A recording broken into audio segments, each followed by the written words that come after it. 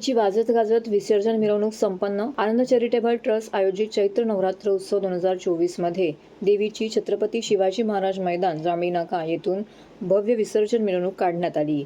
जांभळी नाका, बाजारपेठ, तलावपाली अशा मार्गावर काल संध्याकाळी देवीची पूजा आरती करून विसर्जन मिरवणूक काढण्यात आली। यावेळी खासदार राजन विचारे यांच्या मार्गदर्शनाखाली सदर मिरवणूक काढण्यात आली।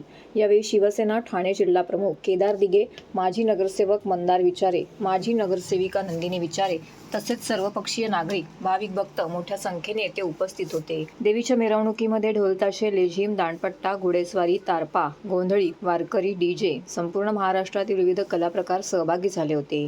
यावेळी भक्तिमय वातावरणात देवीची मिरवणूक काढण्यात आली आणि विसर्जन सोहळा संपन्न झाला।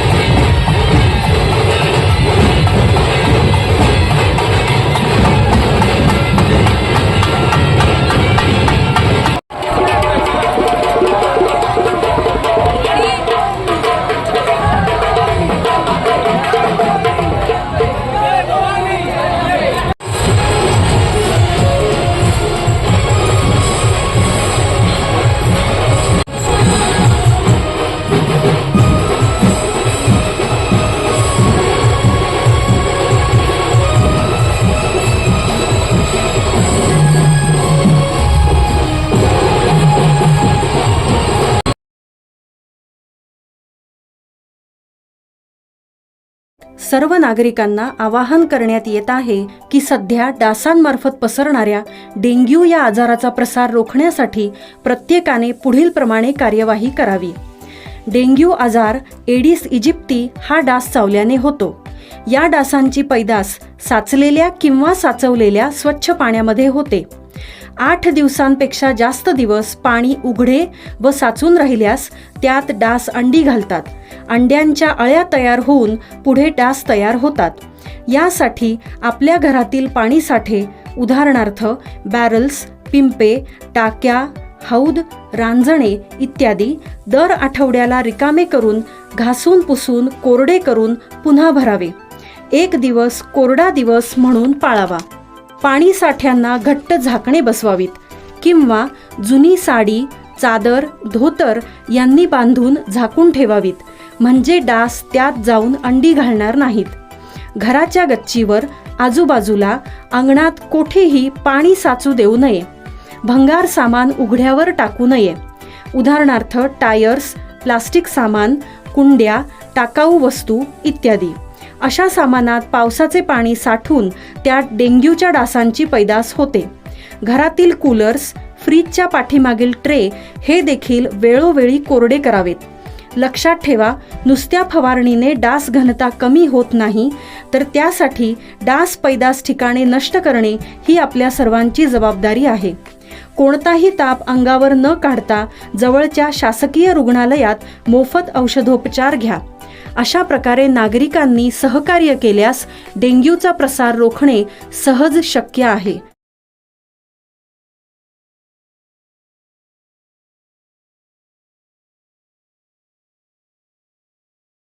पर्यावरणाचा समतोल राखला की आपसुकच त्या ठिकाणी निसर्गाचं अनोखं जग बघायला मिळतं. ठाणे पूर्व चेंदणी कोळीवाडा बंदरावरील भागात ठाणे महानगरपालिकेने परिसराचा कायापालट केला असतानाच पर्यावरण संवर्धनाकडे तितकंच लक्ष दिलं गेलं. तेथील झाडांनी बहर घेतल्यामुळे जंगलात दिसणाऱ्या पॅगोडा ॲट मुंग्या चक्क एकच झाडावरती घरटं बांधून राहत आहेत. लाल माती आणि पानाचा चुऱ्याच्या मदतीने पॅगोडा आकाराचे घरटं तयार केलं असून ते इतकं मजबूत असतं की ऊन, वारा, पावसाचा घरटावरती कोणताही परिणाम होत नाही.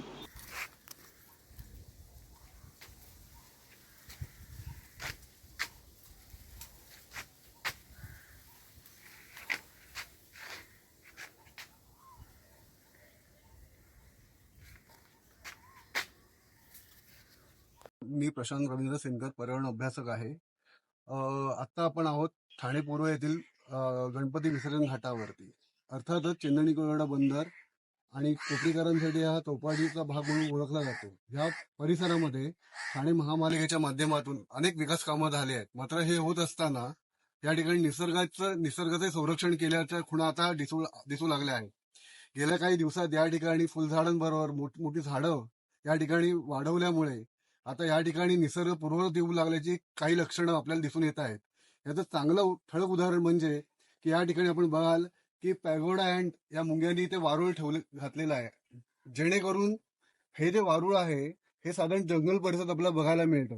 मात्र हे अनोखं पॅगोडा अँटचं हा जो म्हणजे त्यांचं वारूळ आहे हे झाडावर प्रथमच या ठिकाणी बघायला मिळत आहे. ह्या पॅगोडाचं महत्व असं आहे की ह्या मुंग्या असतात, ही पानं माती आणि लाळ यांच्या मिश्रणातून हे तयार करतात. विशेष ह्या ज्या मुंग्या आहेत खूप आक्रमक आहेत. आक्रमक म्हणजे एक चावली तरी खूप वेदना होतात. अशा ह्या प्रचंड मुंग्या ह्या वारुळात आपल्याला बघायला मिळतात. साधारण ह्याचं वैशिष्ट्य असं की ह्याचं ऊन, वारा, पाऊस ह्याचं कुठल्याही ह्याला वारुळाला काही धोका नसतो आणि आतमध्ये वेगवेगळ्या प्रकारचे कप्पे असतात.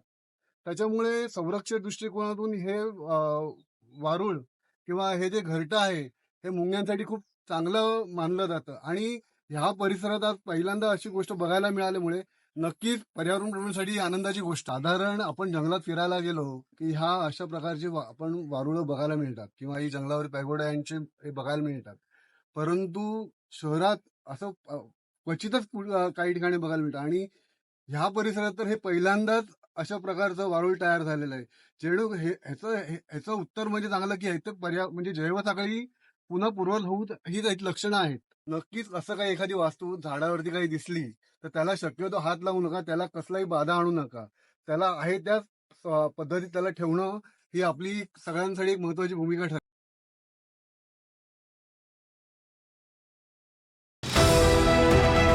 TJSB सौर शक्ती कर्ज, गो ग्रीन, करा वीज बिलावर बचत. आकर्षक व्याजदर, 84 महिने परतफेड कालावधी, 80% लोन, व्यावसायिक आणि उद्योजकांकरता सुद्धा. अधिक माहितीसाठी तुमच्या जवळच्या शाखेला भेट द्या किंवा संपर्क साधा. 1800-223-466 आणि 1800-266-3466.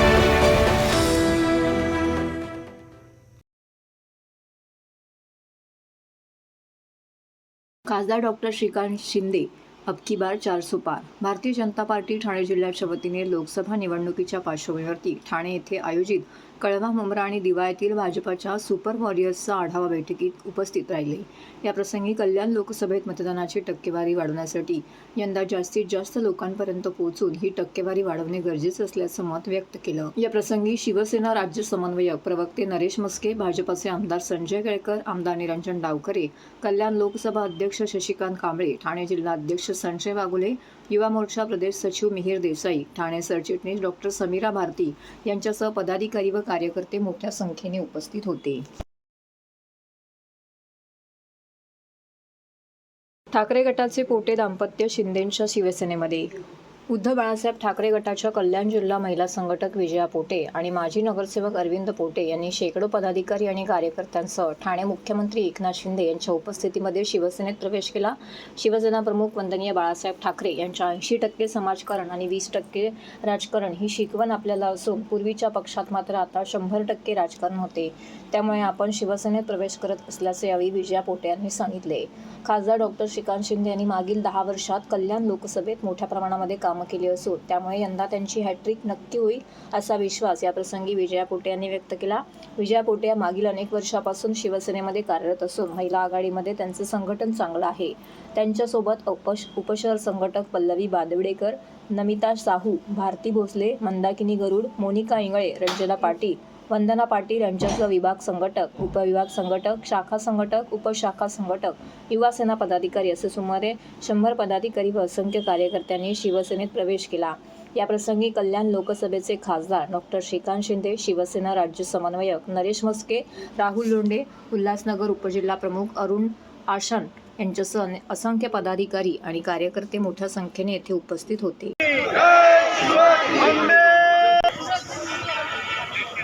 मुके समोर समोर समोर साहेब, समोर साहेब. साहेब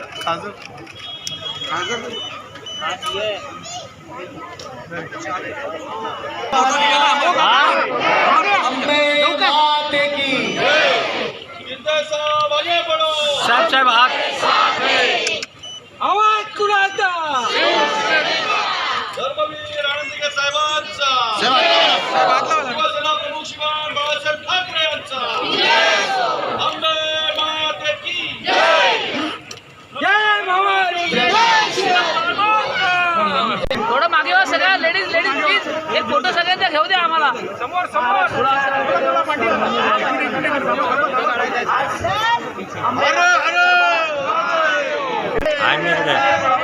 अंबे माता की जय. जय भवानी. आवाज कुणाचा? बोलू दे. शिवसेना प्रमुख बाळासाहेब ठाकरे आणि धर्मवीर आनंदीगे साहेब यांच्या खरं तर 80% समाजकारण आणि 20% राजकारण आहे. आणि आता मागे माझे जो चालू आहे महाराष्ट्रामध्ये, अख्ख्या महाराष्ट्रात, अख्ख्या भारतामध्ये. आणि खरोखरच आम्ही यांनी प्रेरित होऊन आज आमची सगळी महिला दिवस आम्ही त्रास सहन केले. परंतु आता आम्ही मूळ शिवसेनेत दाखल होऊन आदरणीय मुख्यमंत्री एकनाथजी शिंदे साहेब यांच्या आदेशाखाली, यांच्या मागशीवर आई आंबे मातेच्या सर्वांना भेट आहोत. आम्ही सगळ्या महिला आघाडी, सगळे जे आम्ही इथे आलेले सर्व कार्यकर्ते आहोत, ते सगळेजण काम करून आपली शिवसेना कशा प्रकारे काम करता येईल याप्रमाणे आम्ही सगळे इथे करू. ठाण्यात चैत्र नवरात्र देवी विसर्जन सोहळा उत्साहात. मुख्यमंत्री सहकुटुंब मिरवणुकीत झाले सहभागी. गुढीपाडव्यापासून सुरू झालेल्या चैत्र नवरात्र उत्सवाची सांगता रामनवमीच्या दिवशी झाल्यानंतर गुरुवारी देवीचं उत्साहात विसर्जन करण्यात आले. कोपरीतील श्री धर्मवीर आनंदीगे प्रतिष्ठानच्या वतीने आयोजित केलेल्या नवरात्र उत्सवातील देवीचं विसर्जन श्री अंबे मातेचा जयघोष करीत ढोल ताशांच्या गजरात भव्य शोभायात्रा काढून करण्यात आला. या राज्याचे मुख्यमंत्री एकनाथ शिंदे सहकुटुंब या मिरवणुकीमध्ये सहभागी झाले होते. यावेळी मोठा जनसमुदाय आणि विशेषतः महिला वर्गाची उपस्थिती होती. ठाणे पूर्वेकडील कोपरी संत तुकाराम महाराज महाराज मैदानात मुख्यमंत्री एकनाथ शिंदे यांच्या पुढाकाराने धर्मवीर श्री आनंद दिघे प्रतिष्ठानच्या वतीने श्री अंबेमा चैत्र नवरात्र उत्सवाचं आयोजन गेले 10 दिवस करण्यात आले होते. सायंकाळी मुख्यमंत्री एकनाथ शिंदे यांच्या हस्ते वेदमंत्रांच्या घोषात पूजा अर्चा केल्यानंतर मुख्यमंत्र्यांनी नवकुंडात्मक सहस्त्रचंडी याग सभोवती 108 प्रदक्षिणा घातल्या. या प्रसंगी मुख्यमंत्र्यांच्या सौभाग्यवती लता शिंदे, सुपुत्र खासदार डॉक्टर श्रीकांत शिंदे, वृषाली शिंदे, रुद्रांश यांच्यासह माजी महापौर नरेश म्हस्के, कल्याण जिल्हाप्रमुख गोपाळ लांडगे, माजी नगरसेवक प्रकाश शिंदे, माजी नगरसेविका मालती पाटील, परिवहन समिती सदस्य जयप्रकाश कोटवानी, अनेक मान्यवर, भाविक भक्त, ठाणेकर नागरिक मोठ्या संख्येने उपस्थित होते. देवीची महाआरती केल्यानंतर विसर्जन मिरवणुकीला सुरुवात झाली. मुख्यमंत्री एकनाथ शिंदे सहकुटुंब देवीचा रथ ओढत होते. यावेळी भाजपच्या ज्येष्ठ नेत्या वीणा भाटिया या देखील आवर्जून येथे उपस्थित होत्या. ढोल ताशांच्या गजरात विविध कलाकृती साकारणाऱ्या पथकांसोबत श्री अंबेमातेचा गजर करीत कोपरीतील भाजी मार्केट, बाराबंगला येथून नौपाडा राममूर्ती रोड मार्गे मिरवणूक मार्गस्थ झाली. येथून मध्यरात्रीनंतर तलावपाली येथील मासुंद तलावामध्ये देवीची आरती करून विधिवत विसर्जन करण्यात आले. तलावात 3 प्रदक्षिणा घालून विसर्जन सोहळा पार पडला. यावेळी भाविकांनी मोठ्या संख्येने येथे गर्दी केली होती.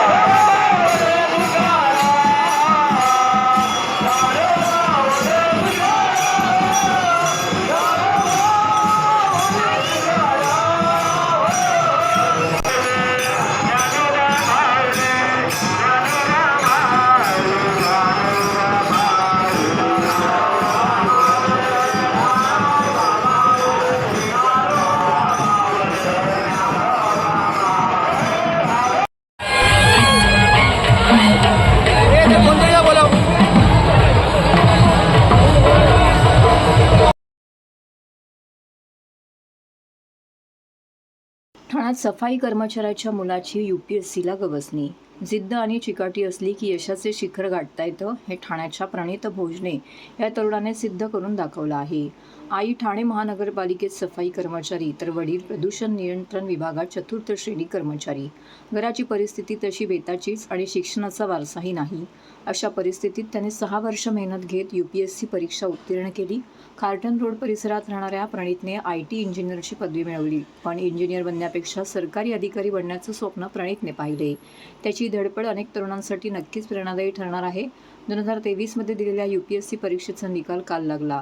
यामध्ये ठाणेकर प्रणित भोजनेचंही नावही झळकलं आहे. त्यामुळे त्याच्यावर सध्या अभिनंदनाचा वर्षाव होत आहे. पण हा पल्ला गाठण्यासाठी त्याने तब्बल 7 वर्ष तपश्चर्या केली. खरं तर प्रणितचे वडील सुभाष भोजने आणि आई सोनाली भोजने ठाणे महानगरपालिकेत 4थी श्रेणीचे कामगार.